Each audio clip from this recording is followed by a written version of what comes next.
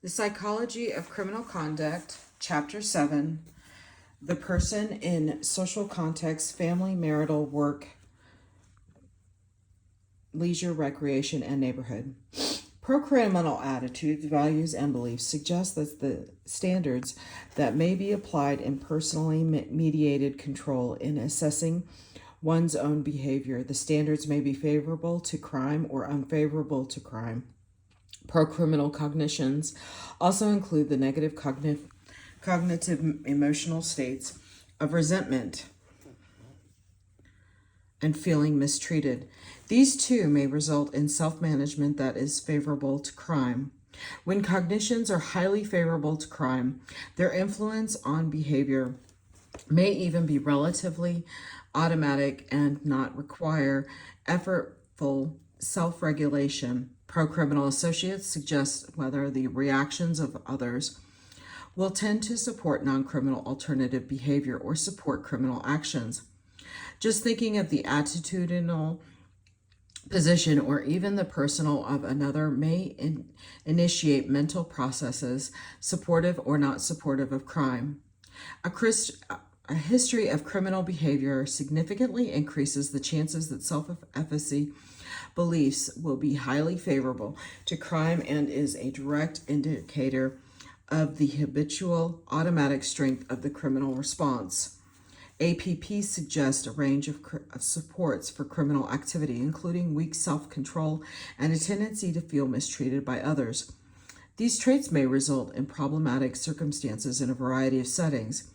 Example, home, school, work. Problematic circumstances in such settings may substantially reduce the socialization value of those settings as well as the punishment of crime.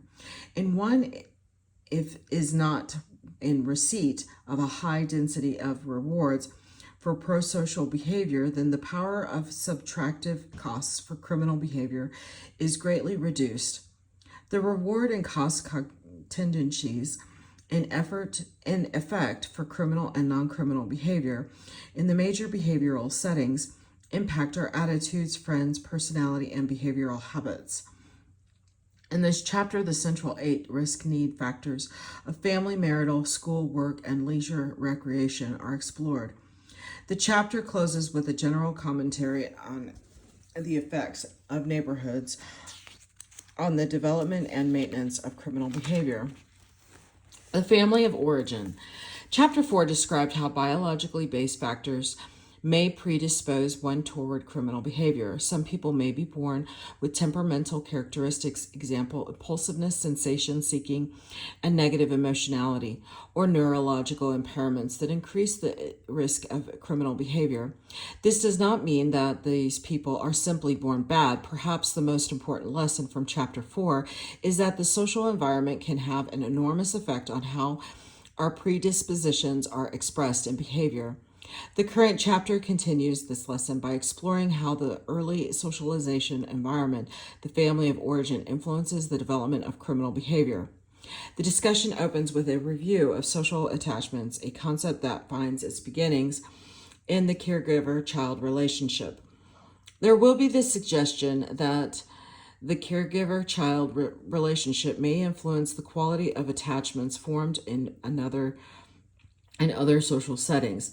Next is a description of how family dynamics can impact the criminal trajectory of children. Parents can model and reinforce antisocial behaviors, sometimes inadvertently, and they can also model and reinforce prosocial behaviors. Parental affection, or the lack of it, can determine the child's motivation to please his or her parents in more extreme situations. The physical and emotional harms or adverse childhood experiences, ACEs, can have profound effects on the future of children. Finally, some of the more effective family interventions are described. This section ends with a review of marital and romantic attachments and their role in criminal conduct. Does marriage lead to a decrease in crime? How do pro-criminal romantic relationships influence criminal behavior? Does family therapy work? These are the major questions asked. Learning to care, the parent-child relationship, and the development of social bonds. Chapter 3, the point was made that the probability of social or of a behavior depends upon the number, of variety, quality, and immediacy of rewards and costs for that behavior. Now the focus is on the quality aspect of rewards and costs within the social context. That is, why are the rewards and costs delivered by some individuals so important to us? Why do we do the things for only a smile or a word of praise? On the other hand, why do we inhibit some behavior in order to avoid a frown or a cold shoulder? The people around us can strongly influence our behavior, but it is clear that not everyone has the same level of influence over what we say and what we do. The degree of interpersonal influence depends upon the quality of the relationship between the giver and the receiver of rewards and costs. Travis Hershey, 1969, recognized the importance of this statement in his control theory. Relationship bonds to the parents are central to his thesis. When the source of rewards and costs is a person who is highly valued, loved, and respected, then we attend to that person and care about that person's reactions to our behavior. Individuals who are poorly valued and unloved and disrespected have little influence on our behavior. After all, why change for someone whom you do not like? We all know adults who show great difficulty in establishing warm, friendly, enduring interpersonal relationships. They somehow lack the ability to form social attachments and are egocentric and uncaring individuals. Certainly, some temperamental qualities, example, introversion, extreme cautiousness, may contribute to difficulties in forming positive social relationships, but social conditioning factors are important. Most theorists and researchers look to the family context and attachment of parental figures as the prototype for all future social relationships. Attachment theory has its roots in the work of John Bowlby, 1971-1988. Most children beginning around 10 months of age and extending to 18 months or so become emotionally distressed when separated from the parent. Bowlby saw this separation anxiety as an indication that the child has established an attachment to the parent. Originally, Bowlby thought that it was an attachment to the mother that was critical, but later, 1988, he modified his view to include any consistent caregiver. In Bowlby's view, the function of attachment was that it provided the infant the security needed to explore the environment and develop independence. The mother caregiver was the safe haven to return to when the world became frightening. Ideally, a healthy caregiver-child attachment needed to be established within the first 2 years of life in order to serve as a positive template for future social attachments.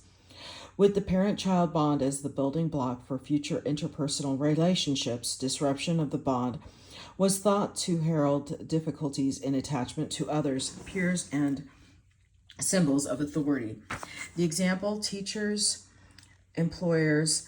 Bowlby, 1971, contended that lengthy and frequent disruptions would lead to a situation in which children stop altogether attaching themselves to anyone and develop a superficial sociability. Page 50. One way of examining the effects of disruptions of the parent-child bond is to study the impact of divorce on children. Studies of disrupted bonds due to divorce show a small but significant relationship with the future delinquency in the range of R equals 0.09 to 0.11. Petrosno, Durzan, and Lavenberg, 2009, and it appears that the effects endures into adulthood, although diminished. Boccio and Beaver, 2019. Silkins and Naughton, 2020. The variability in the effect sizes suggests two possible mediating mechanisms. First, there may be differences in the children's behavior depending on whether there were messy divorces or amicable separations. The available evidence suggests that the difficulties experienced by the children are more the result of the emotional conflicts within separating families than separation from a parent per se. Jacobson and Zatut, 2022, used data N equals 4,626 from the National Longitudinal Society of Adolescents and Family Structure.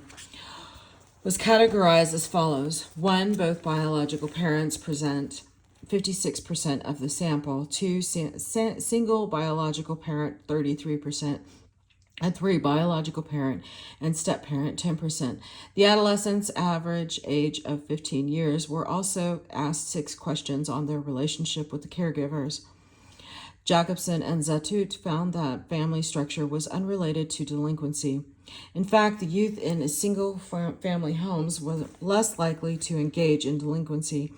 It was parental relationships that were important. A positive relationship with a parent was associated with a lower youth delinquency, a strength or a protective factor, and a poor parental relationship with higher self-reported delinquency, a risk factor.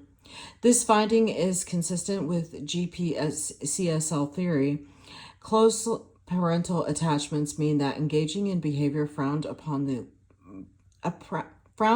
by the parent leads to the risk of losing parental affection, subtractive costs of Chapter 3.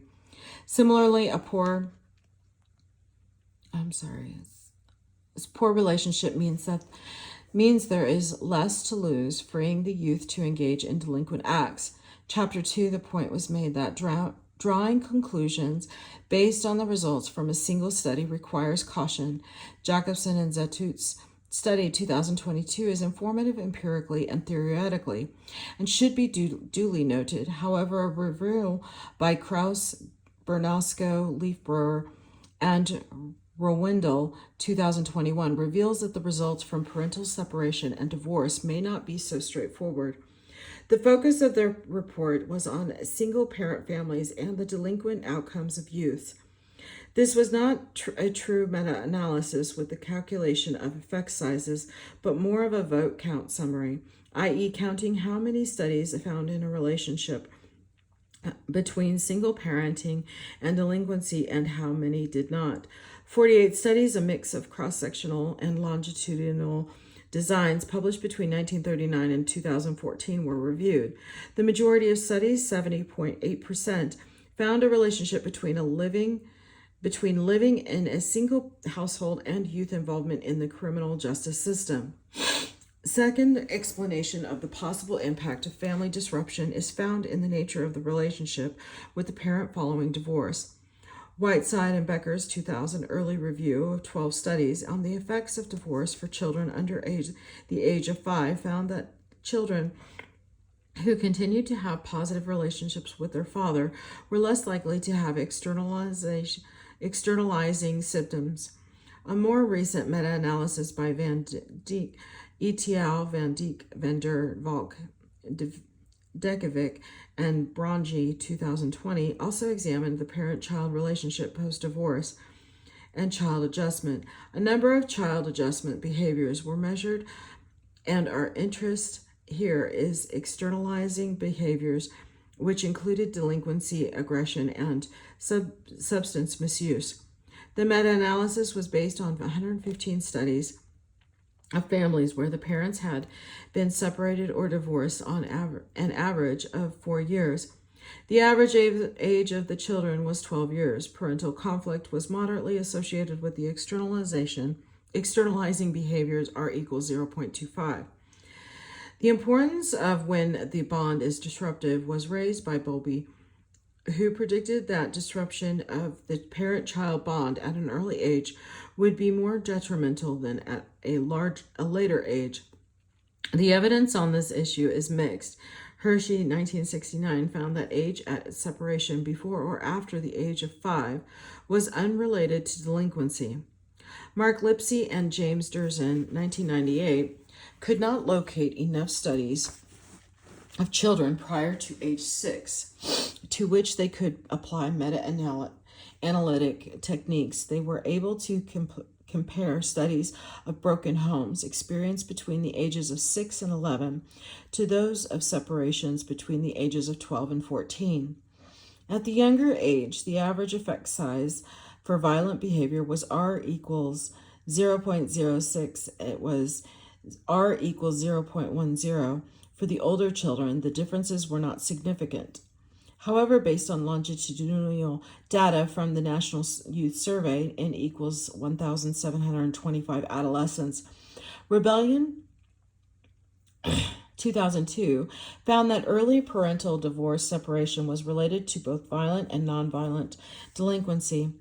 This data set included a variety of measures on peer associations and conventional beliefs.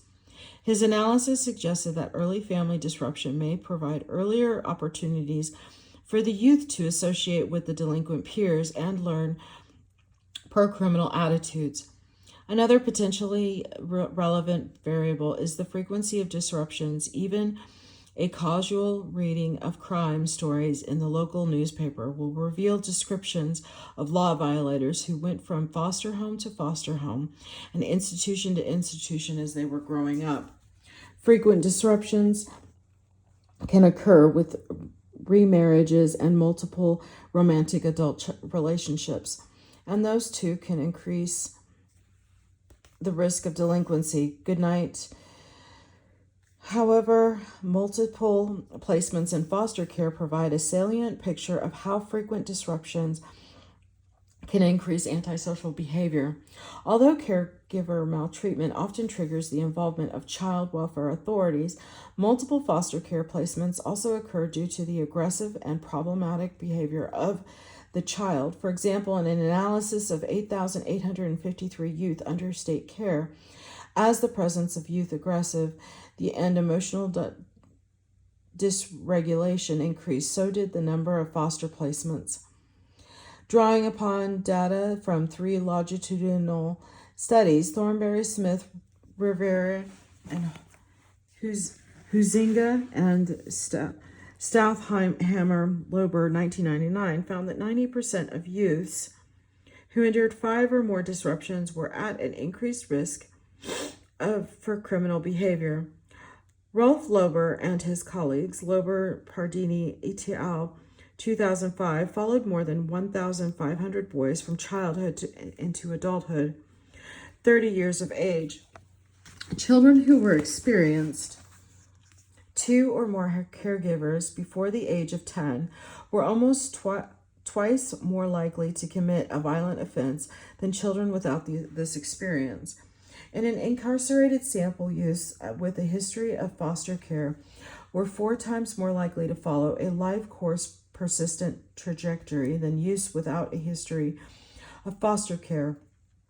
Found in their sample of children removed from homes because of maltreatment that the frequency of disruptions was a risk factor for boys, but not for girls.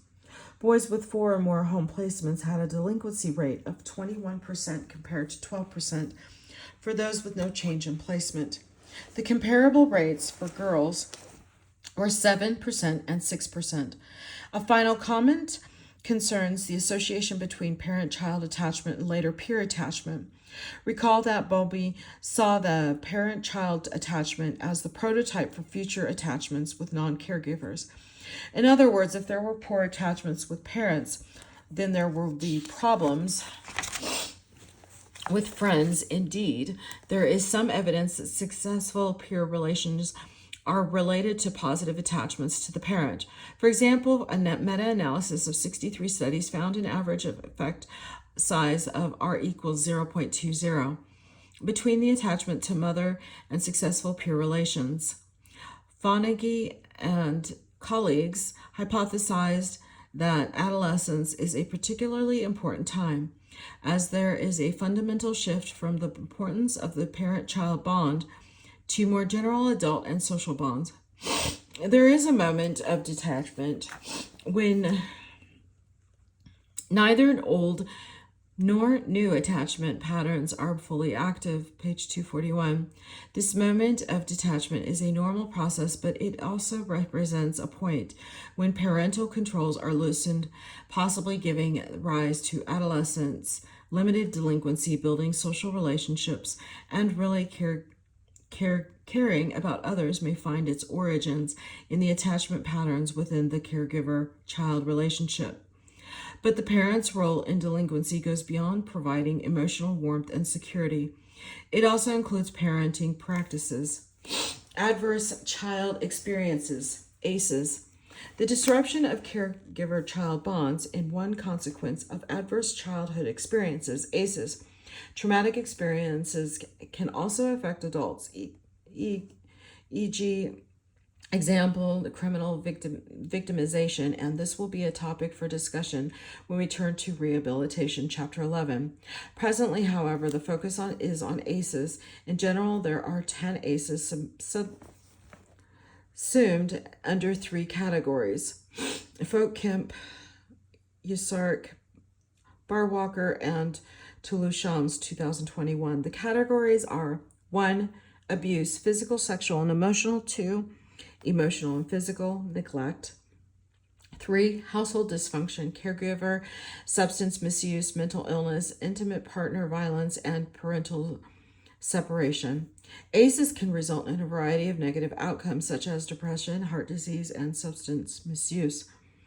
One can have only one ACE or many in the general population. The prevalence of ACEs among children is estimated to range from 6%, 4 or more ACEs, to 52% or higher when only one ACE is reported. Some of the very high rates reported reflected geography and a lack of uniformity in defining ACEs. For example, some studies may include exposure to war, as in South Africa, 93%, and extreme poverty, 100% in Zambia. ACEs also vary by gender. In a study of 16 countries, the rate of childhood sexual abuse among women was 42%. For males, wait a second. Okay, in a study, 16, okay, I'm sorry. ACEs also vary by gender. In a study of 16 countries, the rate of childhood sexual abuse among women was 24%. For males, another world review found that the rates for men suffering sexual abuse as children fall into the 5 to 10% range.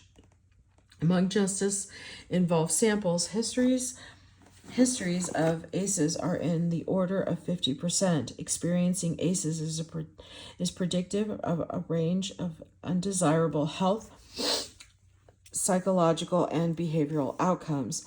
They are also predictive of delinquency and adult criminality. A 2020 meta-analysis by Lucy Fitton, Rongwen Yu, and Sina Fazal examined the relationship between childhood abuse and violent behavior. 18 prospective studies were identified, and they found a substantial effect size of R equals 0.44. Other reviews of the literature on ACEs and criminal outcomes have reported similar results. It also appears that the more serious and frequent the ACEs, the more detrimental and long-lasting the outcomes. 2 studies have found that as the number of ACEs increased, the risk of becoming a life course persistent justice-involved youth increased by up to 4-fold. ACEs, especially child abuse, also have shown strong associations with antisocial personality disorder, psychopathy, and intimate personal violence. Finally, childhood sexual abuse predicts adult sexual offending, and the earlier the sexual abuse occurred, the higher future offending. In summary, ACEs are predictive of criminal conduct and therefore a risk factor. However, the reader will note that ACEs are not part of the central 8. ACEs play a different and important role within the psychology of criminal conduct, i.e. a responsibility factor, and this will be presented in chapter 11, part 3. Parenting practices and delinquency.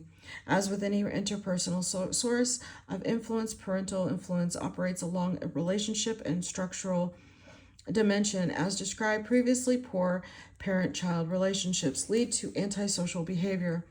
The parents also have to teach and instill pro-social norms, values, and beliefs, as well as the skills to succeed in society. Failure to model pro-social behavior, poor monitoring, and inconsistent discipline are critical in this regard. The relationship and structuring dimensions are often difficult to separate in a particular study, which prevents us from assessing the relative importance of each. Nevertheless, the working hypotheses are that families that promote pro-social norms and are characterized by warm emotional attachments would have the lowest rates of delinquency, and families that fail to provide training in social conventions and are characterized by weak affective bonds would have the highest rates of delinquency. Finally, families may show other combinations of the structuring and affective dimensions, the example, high prosocial norms and low attachment, with delinquency outcomes in the middle range. Family interventions and the reduction of delinquent behavior. Every single longitudinal of delinquency has found poor emotional relationships within the family and inconsistent monitoring and disciplining predictive of antisocial behavior. Knowing the importance of family factors as predictors of delinquent behavior, our focus turns to intervention. There are two general categories of family interventions: primary and secondary prevention. Primary prevention programs target very young children and their families.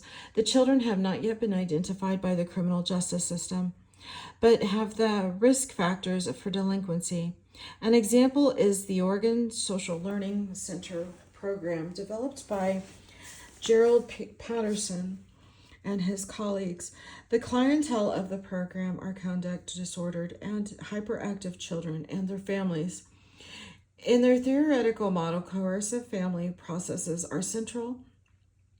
Children learn at a very young age that behaving in an aversive and annoying manner results in reinforcement. For example, when the parent gives into the child's temper tantrum, the parent not only rewards bad behavior, but by doing so ensures that the next time the inappropriate behavior will escalate. Thus, their treatment centers on disrupting the coercive cycle by teaching parents to reinforce positive behavior and to ignore negative behavior. Evaluations of the Oregon treatment program have demonstrated success in changing family interactions and parental disciplining practices.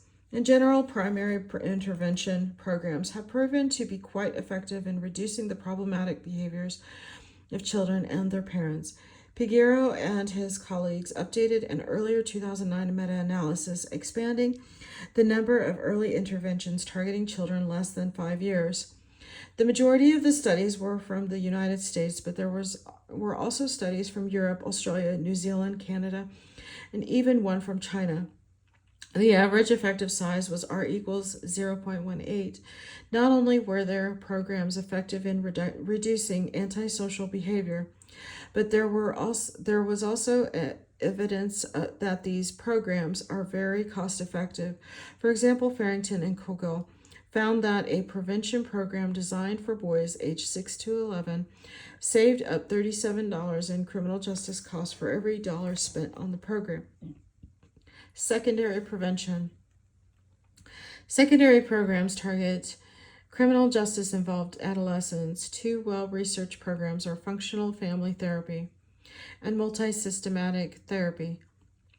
FFT's main goal is to improve family relationships by changing family communication patterns. Delinquent families show a lot of defensive communication, harsh and angry communication, and being highly critical, and little supportive communications. Being empathetic, providing helpful information, not interrupting while the other person is talking. In FFT, family members are taught to use less defensive communication and more reciprocal supportive communication. In the first outcome study, families were randomly assigned to one or four groups All of the families had a child ranging in age from 13 to 16 years who was involved in relatively minor delinquent activity. Example, runaway, truant, ungovernable. In addition to the FFT group, there were two other treatment groups: client-centered family therapy and psychodynamic-oriented family therapy, and a no treatments control group. The client-centered group program was non-directive and focused on family feelings. In a psychodynamic family therapy, the goal of the treatment was described as providing insight. By the end of treatment, the FFT group showed more supportive communications and less defensive communications. Parents also learned better behavioral techniques of reinforcing their child's behavior, as Table 7.1 shows. These intermediate targets translated to decreases in delinquent behavior. A second FFT group was later added, replicating the initial results. The FFT group showed a recidivism rate that was 1/2 the rate for those receiving no treatment. The client-centered treatment had no impact on future delinquent behavior, and this psychodynamic insight approach actually increased the recidivism rate 73%. FFT adheres to a family system model. As a system, whatever happens to one family member also has an effect on other family members. Herein is the strength of a systems model of intervention. Changes in behavior can be seen not only in the child that first brought the family to the attention of the therapist, but also in the siblings of the target children.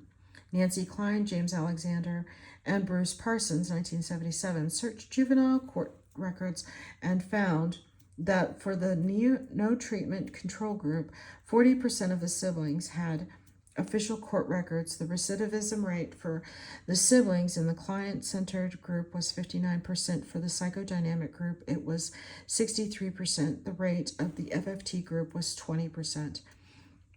Most of the early FFT evaluations were limited to the state of Utah, but they have since expanded to other jurisdictions in the United States and internationally. A meta-analysis of 14 studies by Carr, Hamilton, and O'Reilly, 2017, found effect sizes ranging from R equals 0.10, randomized with a treatment as usual comparison, to R equals 0.45, non-random with a control group not receiving any treatment.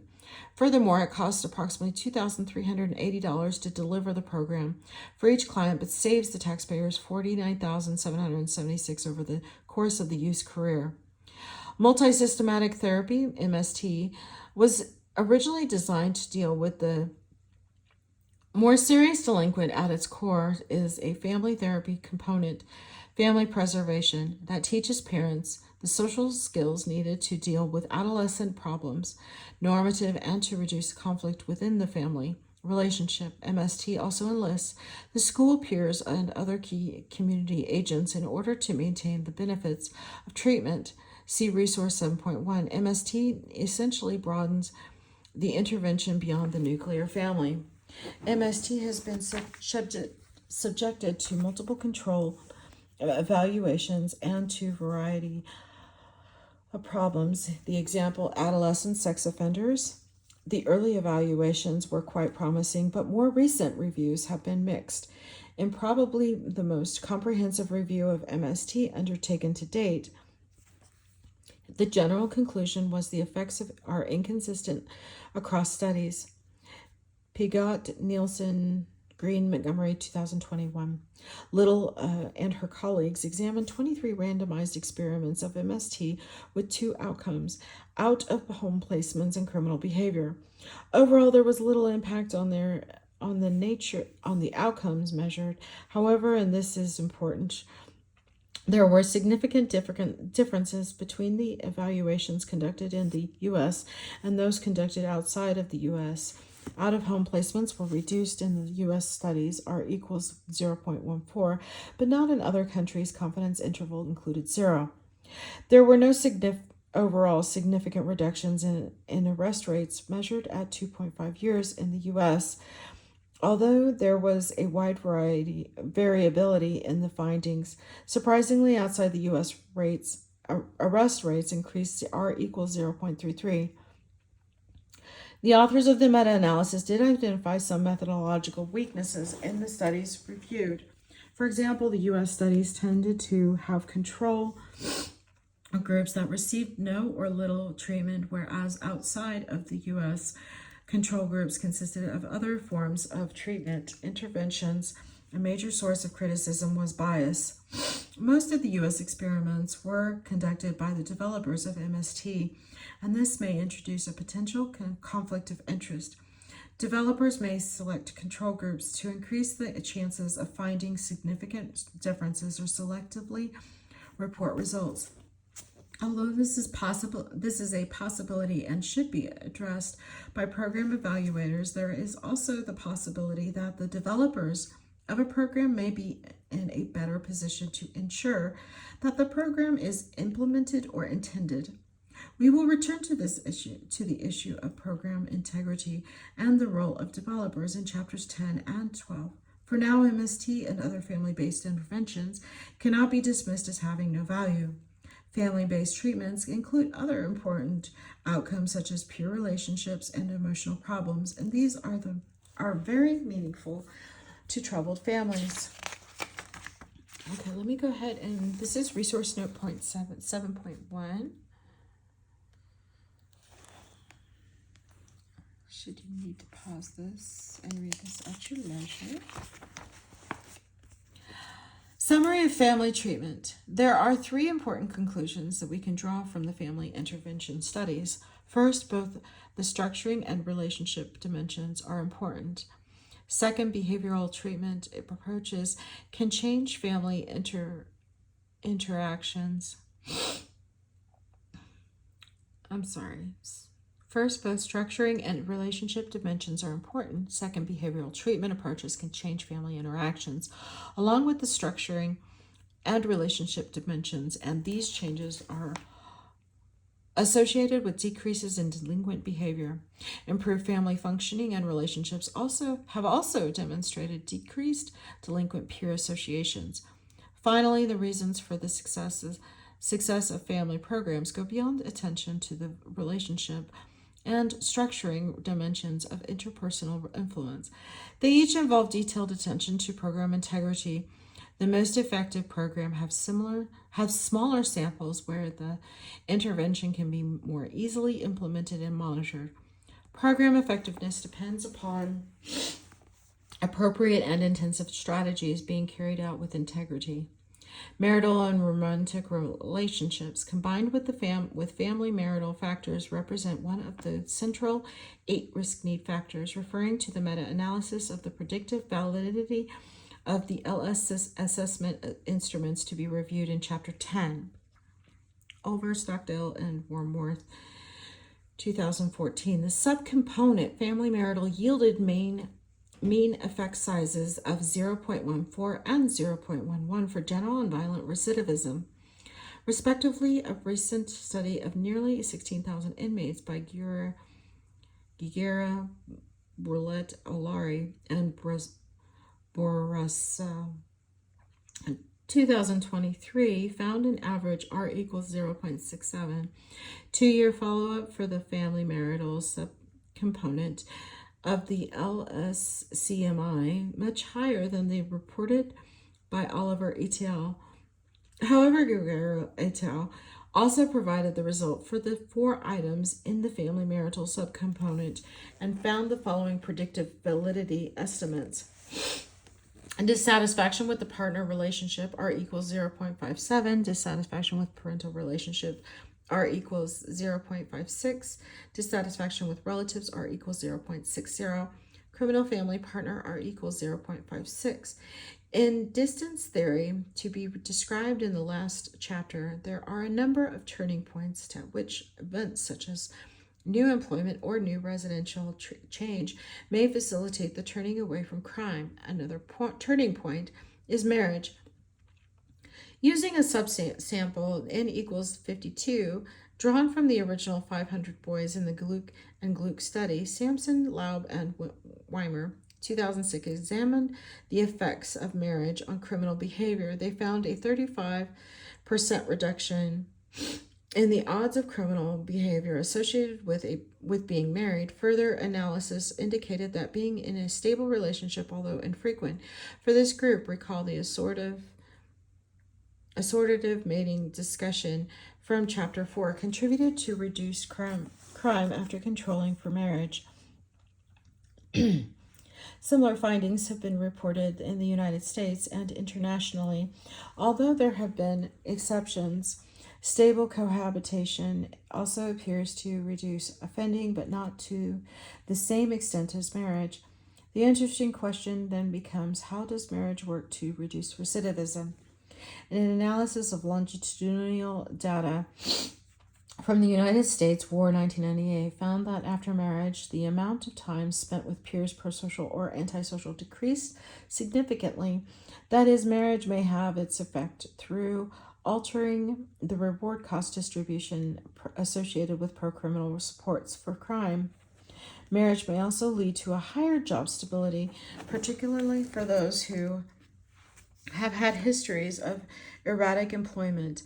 Scardhammer and Sovolinian, 2014, once again affecting the reward cost contingencies. Effects of in a New Zealand study of self-reported criminal activity at age 21, it was found that relative to single peers, those romantically involved with deviant partner were at higher risk of offending. Those involved with a non-deviant partner were at lower risk of offending. Jennifer Kobina and her colleagues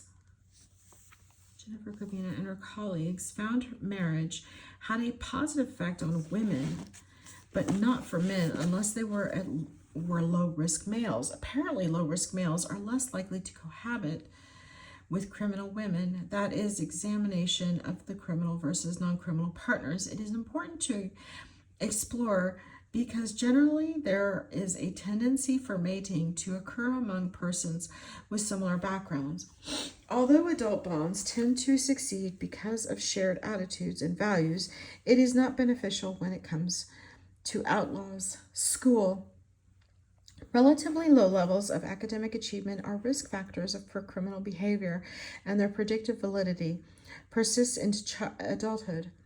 But the predictive validity of indices of achievement pale in comparison to the predictive levels achieved by assessments of misconduct problems in school. The latter, for the most part, reflect the predispositions suggested by an early history of antisocial behavior, by APP, and most likely by pro-criminal attitudes among older students. Indeed, a major predictor of poor academic and vocational achievement into late adolescence and adulthood is an early history of antisocial behavior, and an analysis of more than 8,000 youths dropping out of school had no effect on delinquency after controlling for antisocial behavior and trouble in school. In brief, early onset antisocial behavior comes before poor academic performance. Robert Anu provided a particularly valuable list of the characteristics of schools that link with the delinquency of their students. What are the correlates of school differences and delinquency rates of delinquency are higher in schools with higher percentages of students who are poor, male, and members of minority groups. Most interestingly, Anu summarizes the school differences by reference to the relationship and structuring principles. The schools with the lowest rates of delinquency are firm on the one hand. They have clear rules that are uniformly enforced, and they are academically demanding. On the other hand, they are warm. They treat students in a fair manner. Teachers are interested in students, provide opportunities for success, and praise student accomplishments. And school staff attempt to create a pleasant environment for the students. Agnew, 2001, page 161. Can changes in school performance, academic achievement, and changes in attachment to school, to conventional activities and conventional others, such as fellow students and teachers, influence criminal activity? The theoretical answer is yes. If the school-based change actually produces changes in the actual density of rewards and costs relevant to criminal behavior within juvenile and adult corrections, the evidence is promising regarding the value of educational programming. Describe the effects of academic programs on young people as generally positive but small, R equals 0.05. A more recent meta-analysis of educational interventions for incarcerated youth by Steele, Bozak, and Davis, 2016, found a larger effect of R equals 0.18, K equals 8. The higher effect size reported by Steele and her colleagues may reflect the fact that the programs targeted higher risk incarcerated youth who may benefit from more intervention. Lipsy's review included youth with a wide range of risk levels exposed to a range of interventions, example, counseling, family therapy, although he found that interventions were more effective with higher risk youth in general. Lipsy did not report specifically on educational interventions with respect to educational programs for adult offenders. A meta-analysis of 57 studies conducted between 1980 and 2017 found a mean effect size of R equals 0.18, K equals 81. Bozak, Steele, Davis, and Turner, 2018. If only methodologically better studies are considered, participants in correctional education programs were 28% less likely to be recidivate than those who did not participate. R equals 0.16, K equals 16. What remains unclear is that positive effect might well be based on lower risk cases choosing to participate in advanced educational programs. School-based programs have focused on problematic antisocial behavior in an effort to maintain youth involvement in academics and their attachment to school by avoiding expulsions. It is anticipated that success in maintaining problematic youth in the schools will lower the risk of delinquent behavior. From GPCSL perspective, the goal is to maximize the rewards for prosocial behavior within the school setting and avoid opportunities to be rewarded for delinquent behavior. In an unstructured setting, the interventions usually focused on assisting students and their families to control aggressive and disruptive behaviors, academic tutoring, and mentoring. The programs are typically delivered by specifically trained teachers, psychologists, and even police. Sandra Jo Wilson and Mark Lipsy, 2007, reviewed 249 experimentally and quasi-experimentally evaluated school-based interventions and their impact on aggressive and problematic behaviors. Interventions aimed at reducing problem behaviors such as fighting and rebelliousness were effective in reducing these outcomes, R equals 0.21.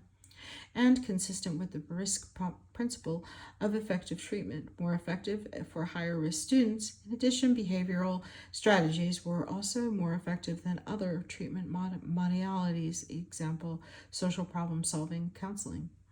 Since Wilson and Lipsy's meta-analysis there have been 4 recent and important reviews. First, there is the work of Healy, Valente, Catano, Martins, and Sanchez, 2020. They summarized 15 high-quality school-based prevention programs for aggressive children between the ages of 6 and 11 years. 14 of the studies found reductions in aggressive behaviors. Moderator analysis also showed that the programs were particularly effective for higher-risk children, i.e. children with more problematic behaviors and low self-control. In a broader review of the literature, James McGuire, Emily Evans, and Eddie Kame reviewed 165 reports targeting a range of problem behaviors, example, aggression, bullying, substance misuse. They found that police-delivered programs did not work. However, non-punishment interventions within schools that had a positive social climate were reasonably successful in reducing problem behavior among students. The next 2 reviews are meta-analytic and investigated more serious outcomes. Valdebiento and her colleagues, Valdibianto, Eisner, Farrington, Toffee, and Sutherland in 2019, analyzed 37 randomized experiments intended to reduce school expulsions. The interventions consisted mostly of skills training for teachers and students. They found a reduction in expulsions at 6 months, R equals 0.15. But after a year, the effect of non-significant, as we saw with our review of MST, the strongest effects of the school-based interventions were observed in studies where the evaluator was involved, R equals 0.23. Finally, Monica Milk and David Farrington, 2021, reviewed 14 randomized experiments with a minimum of 100 students receiving the intervention. 2 outcomes were measured: school suspension, K equals 12, and arrest, K equals 6. There were no significant overall reductions in the 2 outcomes. By now, it should be no surprise to the reader. Well-implemented programs showed a small but significant effect in reducing suspensions, R equals 0.05. There were too few studies to evaluate the effect of program at fidelity on arrest. As a closing comment, certain social facts must be noted. In the United States, 4.8% of students failed to complete high school in 2016. Although the percentage may be small in absolute numbers, it represents over 500,000 individuals. There were no differences in the dropout rates between whites and blacks, but the rate was higher for Hispanics, approximately 8%. Now contrast this finding to that found among justice-involved persons, and the results are both sad and extraordinary. In U.S. prisons, approximately 36% of adults had not completed high school.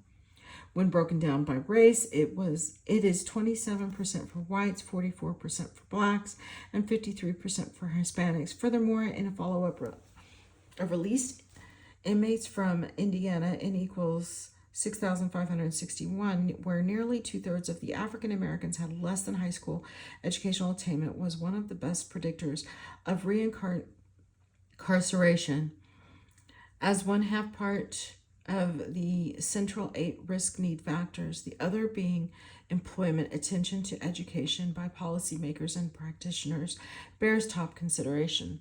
This will be the end of part 1, chapter 7. Thank you.